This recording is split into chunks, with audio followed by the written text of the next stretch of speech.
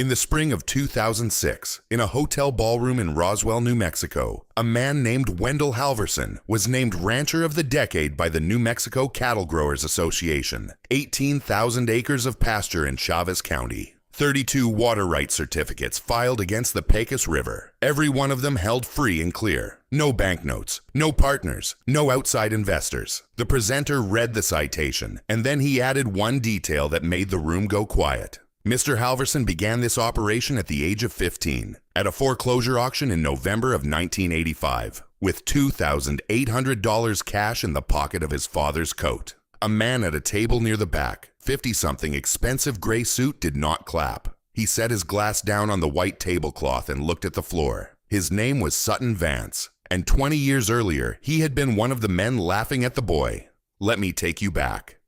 On a cold blue Tuesday morning in November of 1985, a 15-year-old boy named Wendell Halverson drove a 1972 Ford F-250 pickup into the parking lot outside a foreclosure auction tent on the old Pecos Valley spread, 12 miles southeast of Artesia, New Mexico. He could barely see over the steering wheel. He was wearing his father's coat, dark wool, patched twice at the left elbow with a mismatched piece of darker wool, because his mother had run out of matching cloth the second time the elbow tore through. The sleeves were rolled 3 times at the cuffs. The shoulders hung past his arms. He looked exactly like what he was, a boy in a dead man's clothes walking into a room of grown men. His father, Olaf Halverson, had died 7 weeks earlier. A stroke in the kitchen on a Sunday morning, 46 years old.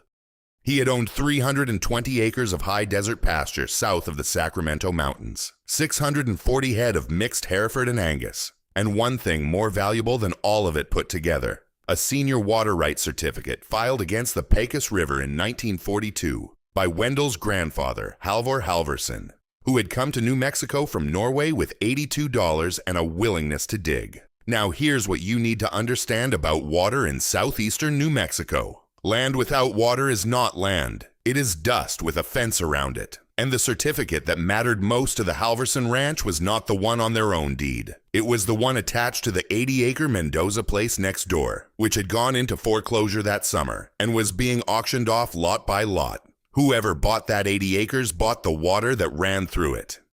And the water that ran through it was the water that fed the windmill on the south end of the Halverson pasture. Without it, in 2 dry years, 320 acres of grass would turn to caliche. Wendell knew this because his father had told him, 3 days before the stroke. Sitting at the kitchen table with a cup of black coffee in front of him, Olaf had said, "Wendell, listen to me. Water is more important than grass. Land without water is dust. Don't ever sell the water. Don't ever let anyone take it. Promise me." And Wendell, 15 years old, sitting across from a man who looked perfectly healthy, had said, "I promise, Dad." 3 days later, his father was on the kitchen floor. The auction tent was a cream-colored canvas thing the size of a small barn, set up on the bare plywood floor of the old Mendoza equipment shed. Inside, rows of wooden folding chairs, a registration table with a ledger and a stack of property listings. A wooden auctioneer's podium on a raised platform in the middle, with a hand-painted sign behind it that read, in block letters, Ranch Auction. Behind the podium stood a tall, lean man in his early 60s named Buford Crane.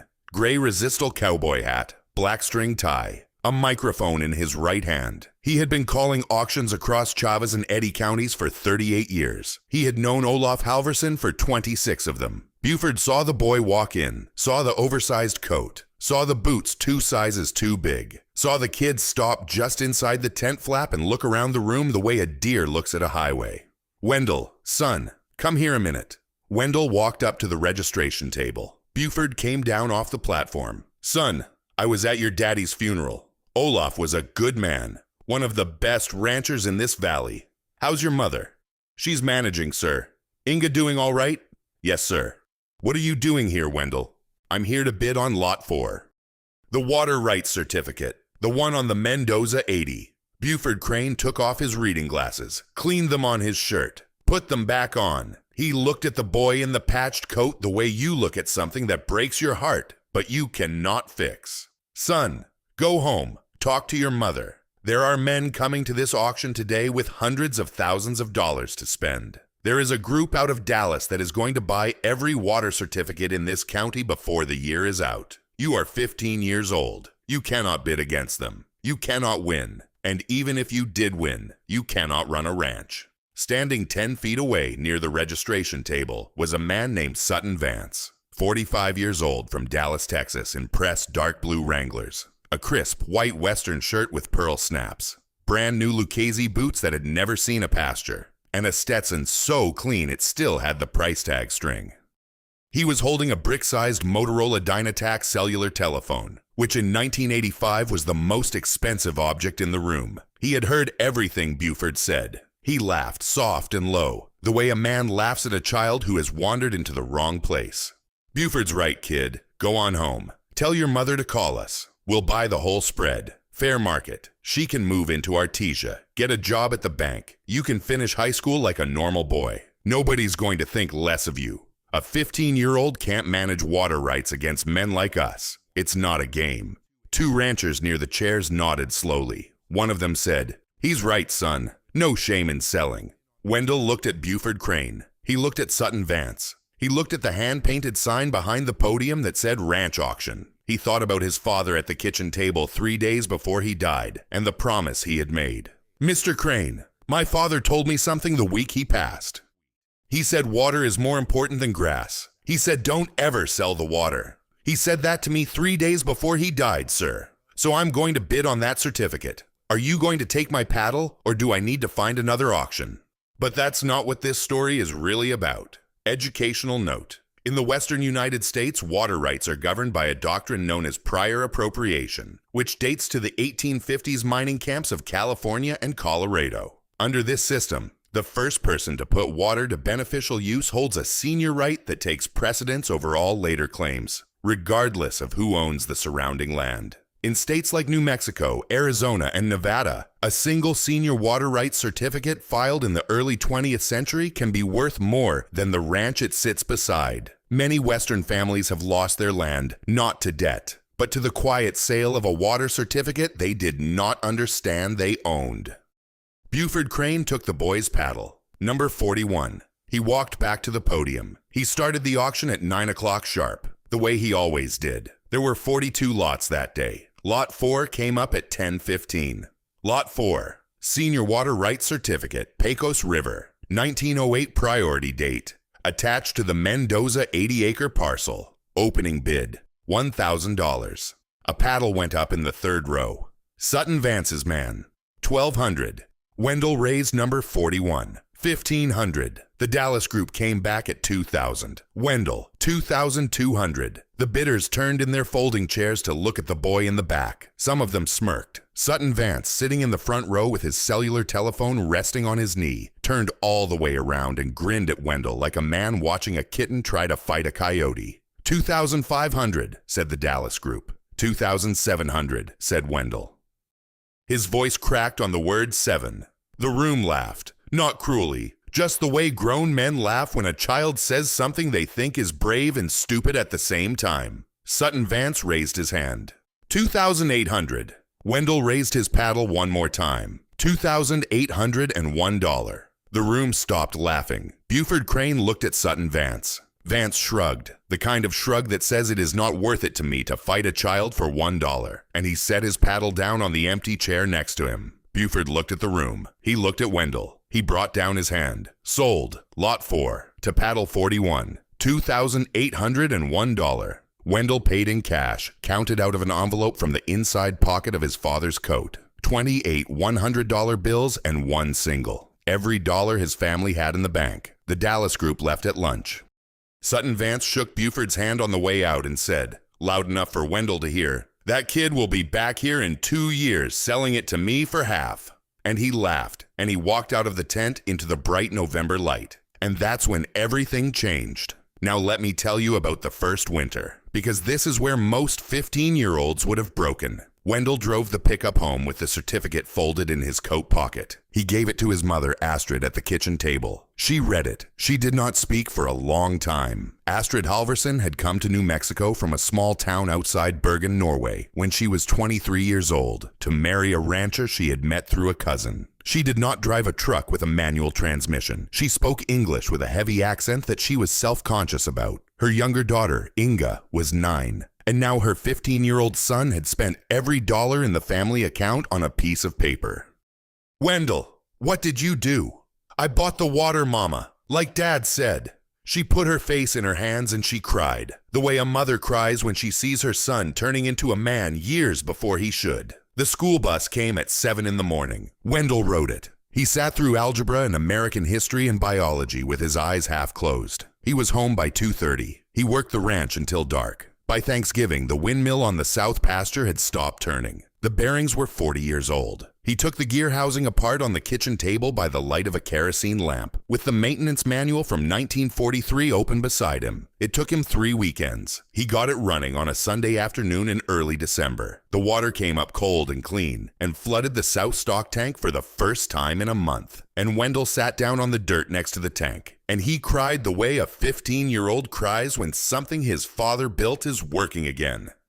He needed more pasture water. He went to the public library in Artesia on a Saturday in January, and he found a book about acequias, the irrigation ditches that Spanish settlers had dug across New Mexico 300 years earlier. Hand tools, gravity flow, no pumps, no electricity, no fuel. He copied diagrams onto a notepad. He spent 6 weekends in February and March digging acequias by hand across the lower 40 acres of the Mendoza parcel, channeling snowmelt off the Sacramento foothills into the dry pasture. By April, the lower 40 was green. The neighbors on either side had brown. Mavis Cordero, the widow of a Mexican rancher named Ronaldo who had died in 1978, lived a quarter-mile down the road. She was 61 years old. She brought a covered dish of green chile stew to the Halverson house on the first Sunday of every month. And she did not knock. She just left it on the porch. In late February, she started staying. She showed Wendell how Ronaldo had built fence corners that lasted 30 years. She did not charge anything. She did not say much. She just worked. Wendell sold his first calf crop in May of 1986. 38 head, sold below market because he could not afford to wait for a better price. After the property tax bill and the hay for summer and the school clothes for Inga, $340 were left in the coffee can on top of the refrigerator. Astrid looked at the money and she said, "Wendell, we will not last the year on this." "I know, Mama." "What are you going to do?" "There's another piece of land coming up. 40 acres next to the Mendoza 80, the Bittner place. He's selling for taxes. I can buy it for $300. "Wendell, we need that money to live." "Mama, the Bittner 40 has a water right. 1896 priority, older than ours. If I buy it now, I never have to fight for it again. If I don't buy it, somebody else will, and then we are surrounded." She looked at her 15-year-old son across the kitchen table. She looked at the coffee can. She nodded, one time, very slow. He bought the Bittner 40 in June of 1986 for $310 at a tax sale on the courthouse steps in Carrizozo. He was the only bidder. The sheriff handed him the deed and asked him if his father knew he was there. Wendell said, "My father is dead, sir." The sheriff did not know what to say. Educational note. The acequia system Wendell rediscovered is one of the oldest functioning irrigation networks in North America. Spanish colonists brought the technique from Andalusia in the late 1600s, where it had been refined under 8 centuries of Moorish rule before that. Acequias depend on gravity, hand-cleaned channels, and a community share system called a parciante agreement. In northern and central New Mexico, hundreds of acequias have been in continuous operation since the 1700s. They are now recognized under New Mexico state law as legal political subdivisions, and a single acequia can carry water rights worth millions of dollars in a region where wells are running dry. Let me tell you about Buford Crane, because this is where the story turns. Buford drove Highway 82 from Artesia down to Hope twice a week, because his sister lived in Hope, and she was getting on in years, and somebody had to check on her. The road went past the Halverson Ranch. From the highway, you could see the south pasture and the lower 40 of the Mendoza place and the Bittner 40. By July of 1986, Buford could see something nobody else could see. Every other ranch on that stretch of highway was burning brown in the summer drought. The Halverson pastures were green, not lush, but green, living. Buford Crane had called auctions for 38 years. He had watched 212 ranchers go under in his career. He had watched widows sell at a loss and sons walk away from land their grandfathers had broken. He had told a 15-year-old in a patched coat to go home. He turned off the highway on a Saturday morning in late July and drove down the dirt track to the Halverson barn. He found Wendell in the barn with the windmill gear housing on a workbench, taking it apart for the second time that summer. Buford brought a wooden crate out of the back of his truck. Inside the crate was an old surveyor's transit on a tripod, a stack of 19th century Spanish land grant maps, and a binder of every water rights certificate filed in Chaves County between 1880 and 1950. Brought you some things, son. Mr. Crane, I can't pay for any of that. They're not for sale. They're for you, to use, to learn. Wendell looked at the crate. He looked at Buford Crane. He took off his work gloves, slow, and he set them on the bench. Mr. Crane, you stood at that podium last November and you told me to go home. You told a room full of investors I couldn't manage water rights. You let Sutton Vance laugh at me in front of the whole county. And now you are here bringing me a transit and a binder full of certificates. Buford took off his reading glasses, cleaned them on his shirt, put them back on. He did not look away. Wendell, I sold your daddy's neighbors at auction for 38 years. I did the bank's work. Was that wrong? You did your job, sir. The bank did the foreclosing. You called the bids. That's not the same thing. I told you a 15-year-old couldn't manage water rights. Was that wrong? Wendell thought for a long time before he answered. You were wrong about what I could do, Mr. Crane. But you weren't wrong that it was dangerous. Buford Crane nodded one time, very slow.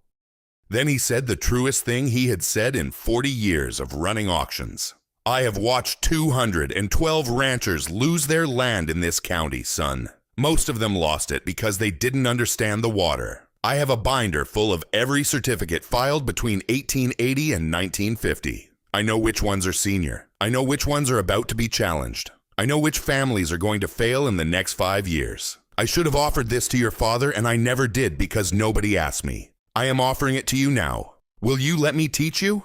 Wendell put on the coat his father had left behind, the patched one. He stood in the barn that smelled like his father's tools and his father's tractor oil, and he said, Yes, sir. For the next 20 years, Buford Crane drove down that dirt track once a week. He brought maps. He brought records. He brought stories about ranchers who had lost everything and the small mistakes that had cost them. He taught Wendell how to read a foreclosure docket 6 months before it was filed. He taught him how to walk a piece of land and tell from the vegetation whether the underground water table was rising or falling. He taught him how to talk to a banker in Santa Fe. He taught him how to read a Spanish land grant map and find the original acequia rights buried under 3 layers of later subdivision. He never charged $1. Once, in the spring of 1990, when Wendell was 19 and had just bought his 4th parcel, 80 acres with a senior right from 1876, he asked Buford the only direct question he ever asked him. Mr. Crane, why are you doing this? Because I told a 15-year-old he couldn't, and he could. Because I have one chance left in my life to help a rancher build something instead of helping a bank take it. Because your father was my friend, and I was not at the kitchen table the week he died. This is the closest I can come, son. Let me come. Wendell bought his 9th parcel in 1996. He bought his 15th in 2000. By 2005, he held 31 water rights certificates and 16,000 acres of pasture. Every dollar of it paid in cash. No notes, no partners. By the spring of 2006, the New Mexico Cattle Growers Association named him Rancher of the Decade. He was 35 years old. Educational note. The Texas and Dallas-based agricultural investment funds that swept across New Mexico, Arizona, and southern Colorado in the 1980s were a direct consequence of the 1979 Federal Reserve interest rate shock and the 1986 farm credit collapse. Between 1981 and 1989, more than 1/3 of all family ranches in the American Southwest changed hands. Most of them sold under foreclosure to outside capital groups that had never set foot on the land. The funds that survived consolidated. The funds that did not survive were broken by the droughts of 1996 and 2002, when the water rights they had bought turned out to be junior, contested, or unenforceable. The ballroom in Roswell on that spring evening in 2006 was full. 300 ranchers and their wives, polished boots, pressed shirts, silver belt buckles the size of saucers. Wendell Halverson wore a suit. It was the second suit he had ever owned. The first one had been his father's, the one he had worn to the funeral when he was 15. Sutton Vance was at table 11. His investment group had collapsed in the drought of 2002, when the water certificates they had spent 20 years collecting turned out to be junior to claims filed in 1870 and 1876. Claims held by a quiet rancher in Chaves County who paid in cash and never spoke at industry conferences. Vance had liquidated. He had lost his Dallas office. He had lost his cellular telephone, his Lucchese boots, his Stetson with the price tag string. He had not lost his name, and the New Mexico Cattle Growers Association had still invited him out of habit. His son, Bradley Vance, 28 years old, sat at table 6. Bradley had been the foreman of the South Pasture on the Halverson Ranch for 2 years. He had asked his father to come. After the citation, after the applause, after Wendell stepped down from the stage with the brass plaque under his arm, a woman in her late 50s walked up to him. Her name was Eleanor Crane. Her father, Buford, had died in October of 2004 at the age of 80. He had been driving home from the Sister in Hope when his heart gave out. The truck had rolled to a stop in the bar ditch with the surveyor's transit still in the bed. "Mr. Halverson, my father wanted you to have this. He wrote it the spring before he died. He told me to give it to you when you won something." She handed Wendell a sealed envelope. Wendell opened it at the table. The handwriting was shaky. Buford had been 80 years old. "Wendell, I called auctions in this county for 40 years. I helped banks take ranches from men I knew by name. I told myself it was the job. One time in November of 1985, I told a 15-year-old in his father's coat that he could not do something. I was wrong. I spent 20 years trying to make up for that one sentence by driving down your road on Saturdays. I never made it up, but sitting in your barn with a transit between us was the closest I ever came to undoing the worst thing I ever said. You are the best rancher I ever watched, son, and I watched 4 generations of them." Buford Crane. Wendell folded the letter. He put it in the inside pocket of his suit jacket against his chest, where it has been ever since. In the year 2000, when he was 29 years old, Wendell had founded the Pecos Water Trust.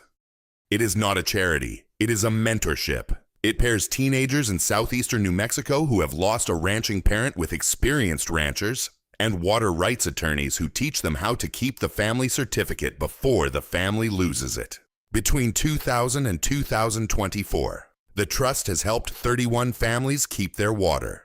26 of those families are still ranching today. The other 5 sold by choice, on their own terms, at fair market, to people they trusted. Wendell Halverson is 53 years old now. He still ranches. The operation is smaller than it was at its peak, 11,000 acres now, because he has given parcels to his son and to 2 of the trust families. The windmill on the South Pasture, the one he rebuilt on the kitchen table when he was 15, still turns. He greases the bearings every spring. The acequias on the lower 40 of the old Mendoza place still run snowmelt every March, the way they ran for the Mendozas before him, and for the Spanish settlers before them, and for the Mescalero Apache before them. His father's coat, dark wool, patched twice at the left elbow with the mismatched piece of darker wool, hangs on a wooden peg inside the tack room of the main barn. He does not wear it anymore. He has not thrown it away. When his daughter, Astrid, who is named for his mother, asked him in 2022 why he kept it, he said, "Because the boy who wore that coat made a promise to a dead man, and I do not want to forget what he looked like." A reporter from the Albuquerque Journal asked him the same year what he would tell a 15-year-old who had just lost a parent and was being told by a roomful of grown men to go home. Wendell thought about it for a long time. Then he said, "I'd tell him what my father told me 3 days before he died. Water is more important than grass. Don't sell the water. Keep it." And then I'd tell him what Buford Crane taught me afterwards. Asking for help is not giving up. It's growing up. My father gave me the ranch. Buford helped me keep it. I needed both. So let me leave you with this. Right now, somewhere in the American West, a teenager is standing at the back of a room full of grown men in clean boots and pressed shirts. Somebody at a podium is telling that kid to go home. Somebody with a cellular telephone or whatever has replaced it is laughing softly, the way grown men laugh at a child who has wandered into the wrong place. The kid is wearing somebody's coat that does not fit. The kid is holding a paddle, or a deed, or a promise, or just a name. And the kid is about to find out what every old auctioneer in this country eventually finds out. The hard way. It is not about how old you are. It is not about how loud you can bid. It is about whether you understood before anybody else in the room what was actually being sold. The bidders laughed at the boy in the patched coat. 20 years later, one of their sons was working for him. The man who told him to go home spent the rest of his life driving down a dirt road on Saturdays trying to make up for it. And the patched coat hangs on a peg in a barn in Chavez County, New Mexico, where a 53-year-old man walks past it every morning on his way out to check the water. If this story changed how you think about what a 15-year-old can carry, do 3 things. Subscribe for more forgotten stories of the American West. Drop a comment and tell me, what is the heaviest thing somebody told you was too much to carry? And share this with someone who is being told they are too young for what they already know they can do. The auctioneer said, "Go home." The boy raised his paddle, and the water has been running on his land for 40 years. Thanks for listening. I'll see you in the next one. Educational note. Mentorship-based land trusts like the one founded in this story are now a recognized model across the American West. Organizations such as the Quivira Coalition in New Mexico, the Western Landowners Alliance, and the National Young Farmers Coalition pair beginning ranchers and farmers under the age of 35 with experienced operators who teach water law, land management, and succession planning. According to United States Department of Agriculture census data, the average age of an American rancher is now over 58, and roughly 40% of agricultural land in the United States is expected to change hands in the next 15 years. Programs that help young people inherit knowledge, not just acreage, may decide who owns the rural West a generation from now.